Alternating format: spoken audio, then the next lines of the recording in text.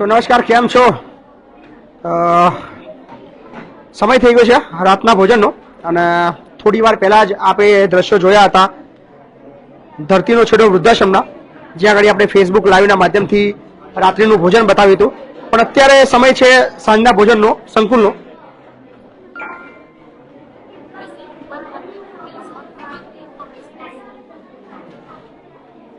Network okay છે ભાઈ?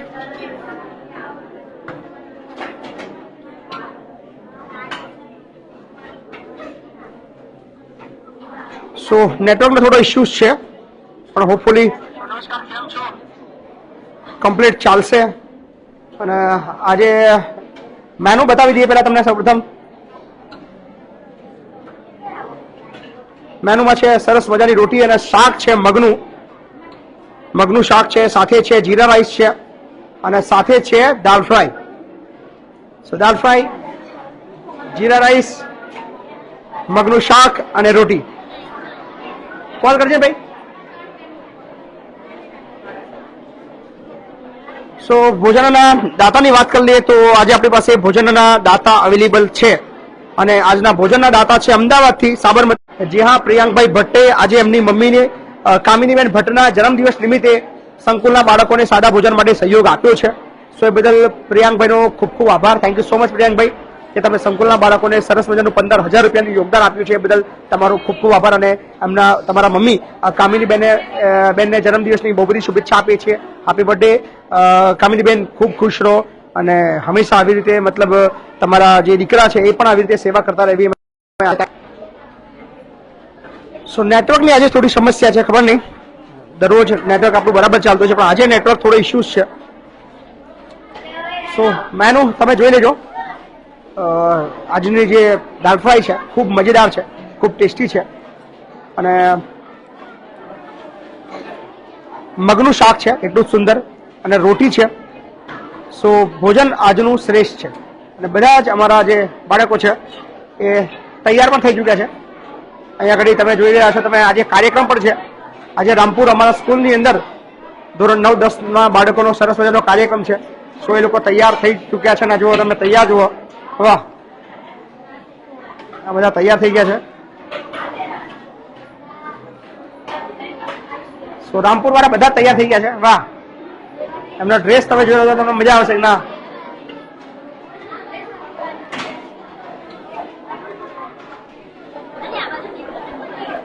તમારી કુપીની સ્માઇલ તમને બતાવું. કુપી સ્માઇલ કરે એટલે અવાજ નહીં આવતો. કેવો છે અવાજ? આવો કમલ, તમારા કુટુંબમાં કોઈ જેકેટ નહીં પહેરતું? પહેરે? તું આમ કરો, આજે ખાવાના આવ્યું?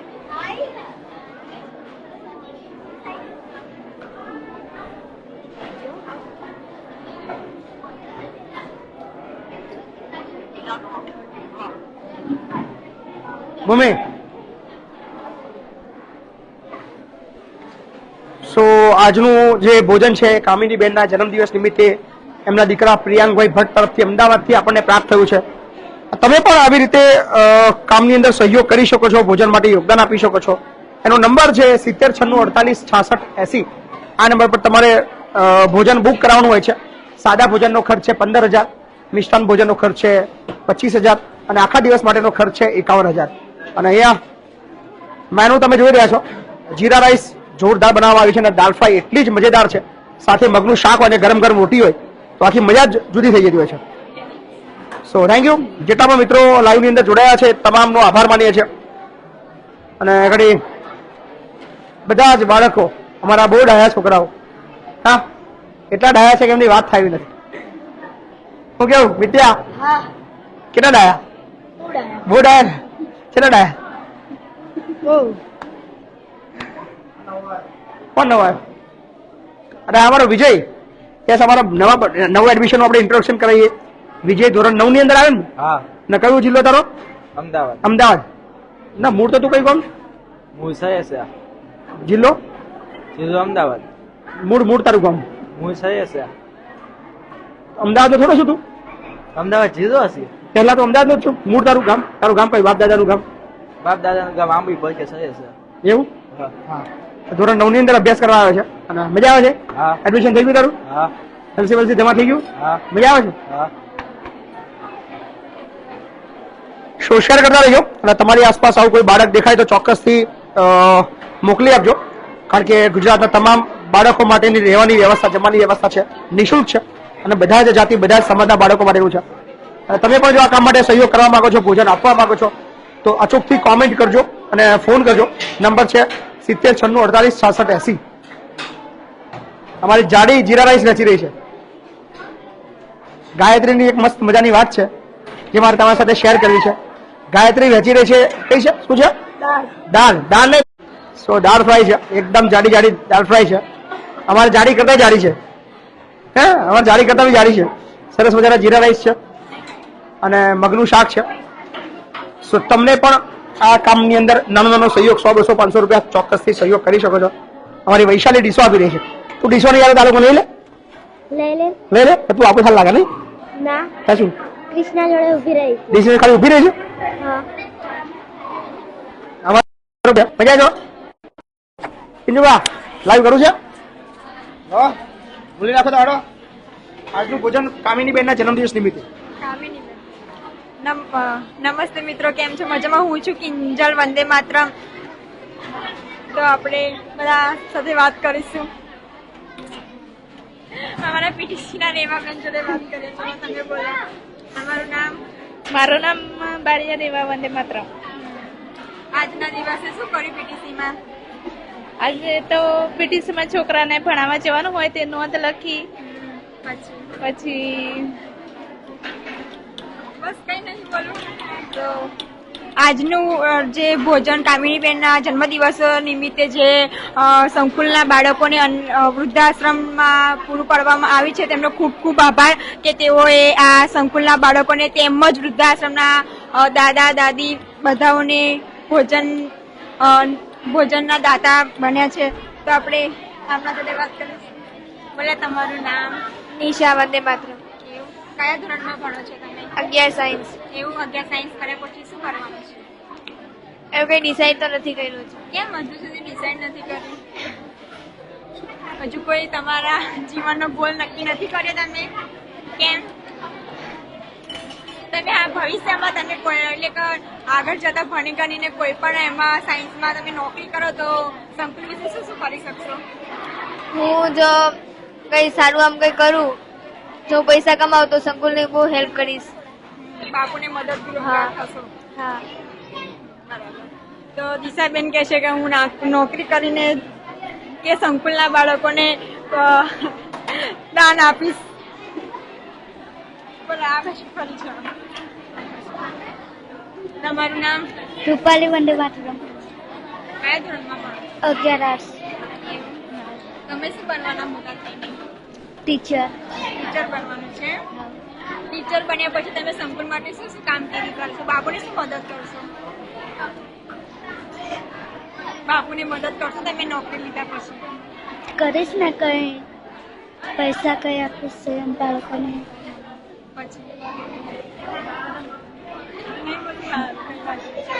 તો આપણે અમારા પીટીસીના લક્ષ્મી દીદી જોડે વાત કરીશું. લક્ષ્મી દીદી, આજના દિવસે શું કર્યું કોલેજમાં તમને? આજે અમારે જે ઇન્ટર્નશીપ દરમિયાન એકમ પાઠ આપવાના છે તેનું માર્ગદર્શન લીધું અને પછી અમારી પ્રેક્ટિસ કરી ખોખોની. તમે શું બનવાના છો? શિક્ષક. શિક્ષક બન્યા પછી તમે શું કરશો? ભણાવશું. પછી બાપુને મદદ કરશો કે નહીં? શું શું મદદ કરો? જે મારથી બનશે એ કરીશ. તો હું અમારા ભૂમિ દીદી જોડે વાત કરીશું. અમે વક્તવ્ય છે અમારા મોટા બેન. ચલો ભૂમિ દીદી, જમવામાં શું છે આજે? ભાત, દાળ, જવન. ભાત, દાળ, પછી રોટલી અને મગનું શાક. અને તમે બે એક ડિશમાં કેમ જમવા બેઠા છો? પ્રેમ ભાવ વધે. એવું એમ? સાથે જમવાથી પ્રેમ ભાવ વધે. તમારું શું કેવું? એમાં એક લોજિક છે. શું લોજિક છે? બોલો. ડીશ ધોવાઈ જશે. એવું છે? એમાં એવું છે, આ ભૂમિબેનને ડીશ ધોવાની આળસ આવે. હા, એટલે તમે ખાલી જમી લેશો અને ડિસ્પોઝલ ચાલી દીધી એમ? બોલો તમારે નહીં જમવાનું આમાં જમવાનું લાઈવ કર્યા પછી જમીશું. એવું એમ ને થેન્ક तो આપણે ધૈર્ય જોડે વાત કરીશું. ધૈર્ય બોલો, આપ कैसे हो? अच्छे पढ़ना चल रहे हैं पटना? कहाँ रहते हो आप? यहाँ वृद्धाश्रम में कि फिर संकुल में? संकुल में ऐसी बात है. बोलो, आप क्या कहना चाहते हो? कुछ नहीं बोलना चाहोगे? कुछ तो बताओ. बताना पड़ेगा आपको. बताइए. कुछ नहीं बताना. आज स्कूल में जीवन લોકો બધા હારા હશે. મે બી લાઈવ તો થોડું જો કે લાંબુ થઈ ગયું છે તે બી આપણે થોડું લાઈવ ને લઈએ, પણ એ પહેલા તમે મને એટલું કહો કે તમે લોકો જમી લીધું હશે, આઈ હોપ. અને ના જમ્યું તો પ્લીઝ લાઈવ ખતમ થતા જલ્દી જમી લેજો, કારણ કે બહુ જ જરૂરી છે કે તમે હેલ્ધી બી રહો, બિલકુલ મારી જેમ. ઓકે, તો એ મારી બહેન જ બેઠા છે, તો એમની જોડે પહેલા વાત કરી લઈએ. વैसे મને કહીને બી નહીં કે આજના કોઈ દાતા છે કે નહીં, બટ ઇટ્સ ઓકે. જો હોય તો થેન્ક યુ, અને નહીં હોય તો ઓબ્વિયસલી તમે લોકો છો, સો નોટ અ બિગ ડીલ. ઉડી કેમ છો? મજામાં?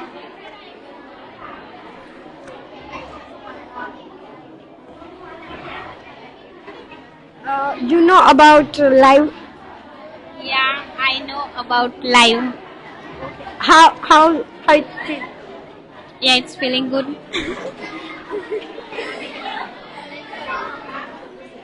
Hello નીલુ. Hello. યાર યુ નો લિટરલી મને એક છોકરી હમણાં ફિલહાલ લાઈવ આપીને ગઈ છે, અને I really don't know about કે કોઈ દાતા છે કે નહીં, પણ રિયલી મેં એમનું મન દુઃખ નહીં કરવા માંગતી, કેમ કે હોય તો please thank you so much. અને જો નહીં હોય તો હવે તમને ગૂગલ પે, ફોન પે વિશે તો ખબર જ હશે. થોડી ઘણી હેલ્પ તમારા લોકો બધાએ ઓબ્વિયસલી કરવાની જ છે. સો ચલો આગળ વધીએ. મે બી અહીંયા આગળ હવે લાઈવને એન્ડ કરીએ, જો વધારે લાઈવ લાંબુ હોય તો, કેમ કે we are really respect about your time. અંદર લઈ લાઈવ બતાવી દે. ઓકે, સો તો ચલો વધારે લાઈવને નહીં ખેંચતા અહીંયા આગળ લાઈવનું એન્ડ કરીએ. આઈ હોપ તમે લોકો બધા હારા હશો. ફરીથી કહું છું, અને જો નહીં હારા હોય કેમ કે શરદીઓ વધી રહેલી છે તો તમારું બધાનું ધ્યાન રાખજો. જય હિન્દ, જય ભારત.